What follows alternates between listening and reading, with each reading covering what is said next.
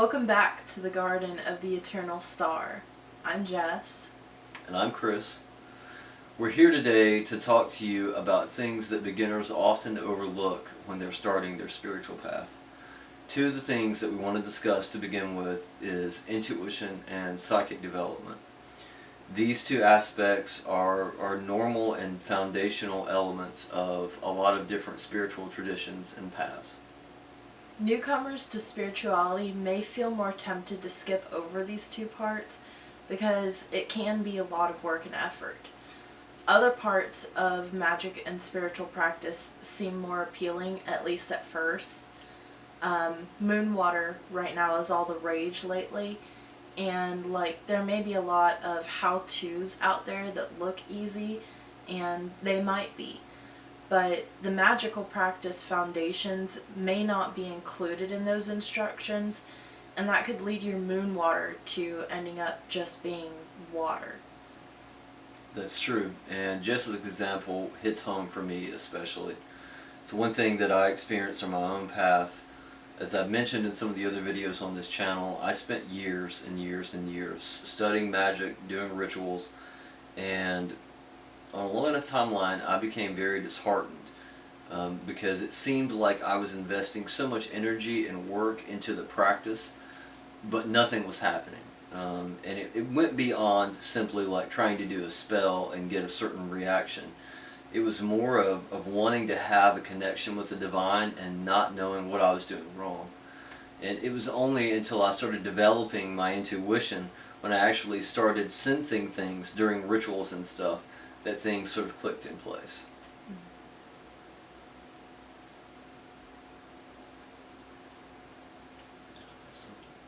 I need you to move down.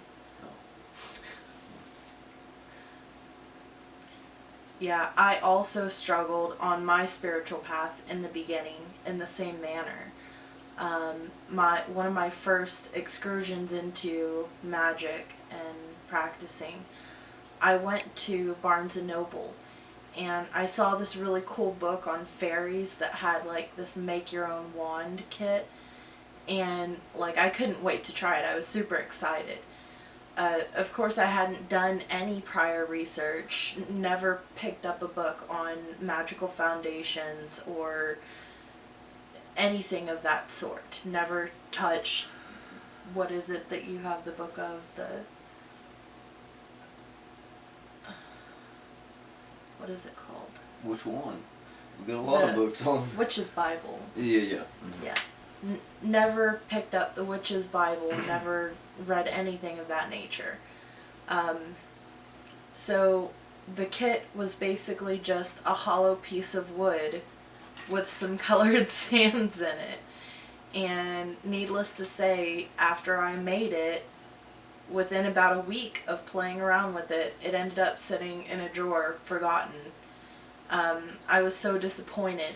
I had felt no different down my magical path, despite, having gone and made my own wand and put in that effort.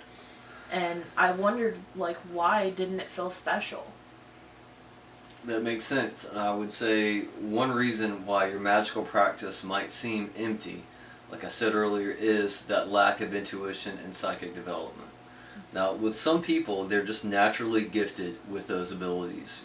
From childhood on, it seems like they can see and sense, perhaps hear spirits, or have visitations in their dreams, things of that nature.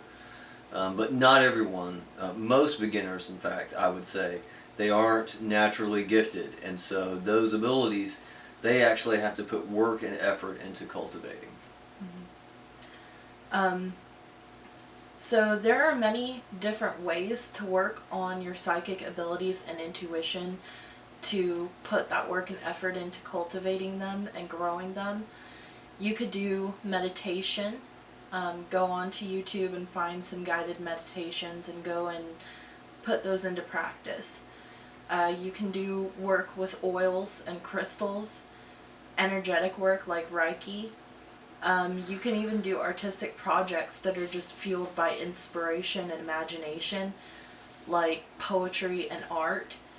Poetry is one of the very first ways that I got started on working on my intuition, and I never realized that's what I was doing, because I took the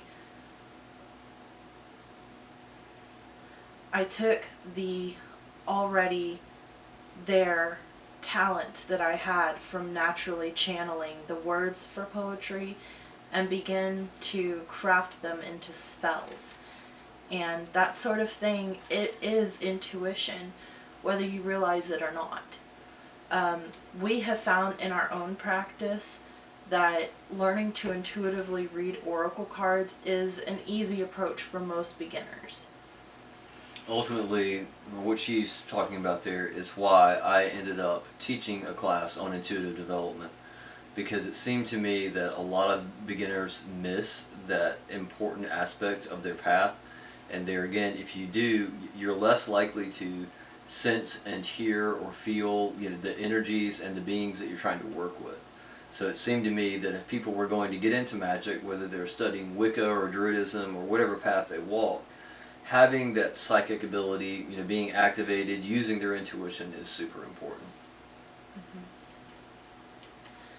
And it also adds a level of realness and meaning to your rituals and magic work, because you're able to actually feel and sense those energies and magical beings that you're working with when you do a ritual or cast a spell or make a sigil, and you're doing it working on your intuition, developing your intuition.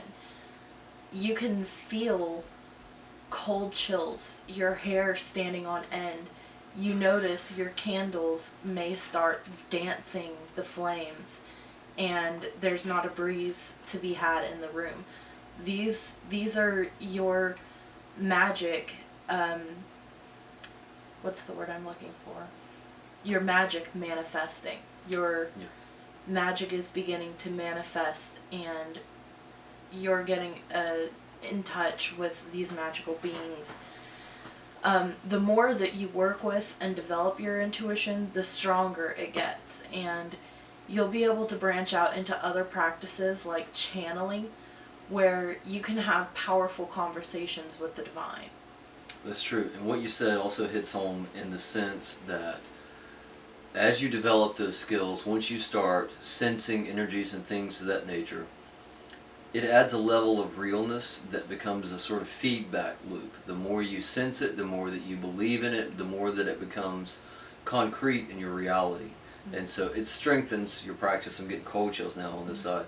Really strengthens your practice in a powerful way. Mm-hmm. Another common mistake that some beginners make is a lack of reverence for the magical energies that they work with and the spiritual beings that they call out to. This is due in part to some magical traditional sources. If you look at old grimoires that are pretty popular, a lot of those encourage the practitioner to summon spirits and try to force them to do their bidding. Yeah, and that conflicts with the approach that's used in some older religions, where gods and goddesses were approached with respect. I mean, for instance, you wouldn't go up to one of your teachers at school and just demand that they tell you a shortcut on researching a paper or solving a math equation like you were just owed that knowledge. In that same way, it can be considered really poor form to call upon a spirit or being and just insist that they do something for you and bend to your will. That makes a lot of sense. We've noticed a growing trend in some spiritual communities that encourage the practitioners to quote-unquote deify themselves. While we're not saying at all that that's necessarily a bad practice, I think personally that a big part of that is about self-empowerment, trying to give yourself confidence and moving forward on your path, with strength and things of that nature. Mm-hmm. At the same time, I've also noticed, and I was taught this early on when I started channeling messages from the spirits that I work with, if you're not very careful and you invest too much in the self, the ego can twist and warp that. And so you begin to lose focus of your heart center, which is, in my opinion, like that's the receiving part, you know, like where you get your messages from spirit. It comes to the heart center and then moves up into the brain, you know, your awareness. So yeah, I would say it might be a better idea to not allow yourself to fall prey so much to the ego. Mm-hmm. Yeah, our practice on that note, it involves prayers and offerings to Lucy, who is our matron. Like, our approach isn't the only way that you have to practice. It's not the quote-unquote right way. Everybody does their practice their own way. But we've just found overwhelmingly positive results by making a loving and deeply personal connection to the beings that we work with. We don't go out and make a circle and quote unquote chain a demon to do our bidding. Might not be wise, no. Some of the spirits that we work with, like the guardians of the watchtowers when we're casting a circle, they take a lesser role in our practice, but even with those, like we try to at the very least be polite and respectful to them. And we found in our practice that by doing so, it seems like the spirits show up like when you call, and I believe that that mutual respect is a part of that. Like it's like making a friend on the subway, you know, like if you're nice to someone who happens to be a stranger, they're much more likely to have a decent conversation with you or help you if you're in need.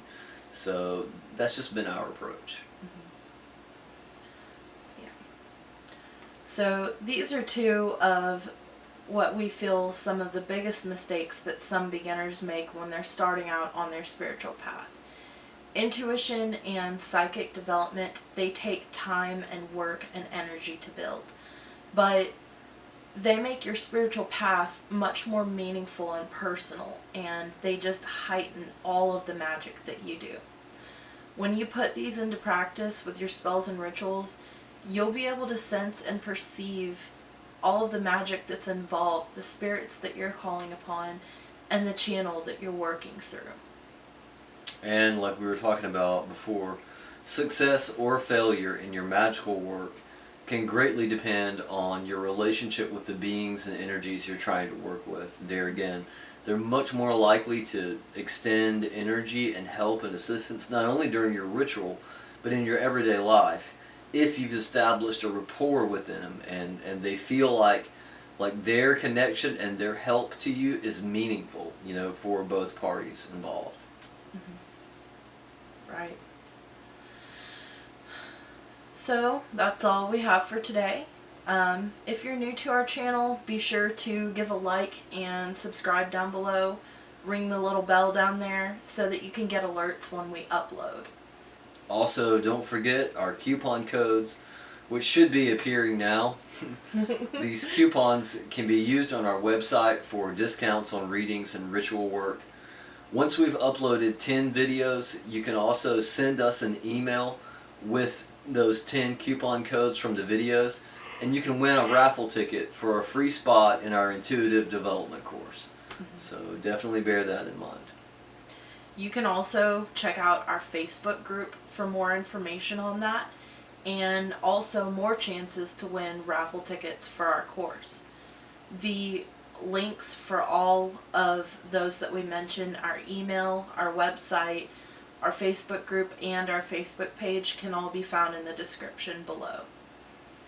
Also, we'd love to hear about your own practices in the comments below, especially ways you've cultivated your intuition or your psychic abilities, as well as what magical spirits or deities, gods or goddesses you work with, and what kind of relationship you've got going on there. So definitely drop us a comment below and let us know.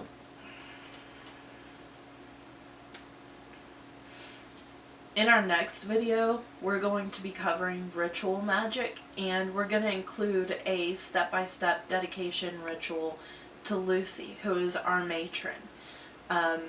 You can use that as a guide for designing your own ritual and be able to reach out to your own spirits or beings that you connect with. So we look forward to seeing you then. Thanks for being here with us. May Lucy's love and light guide you all.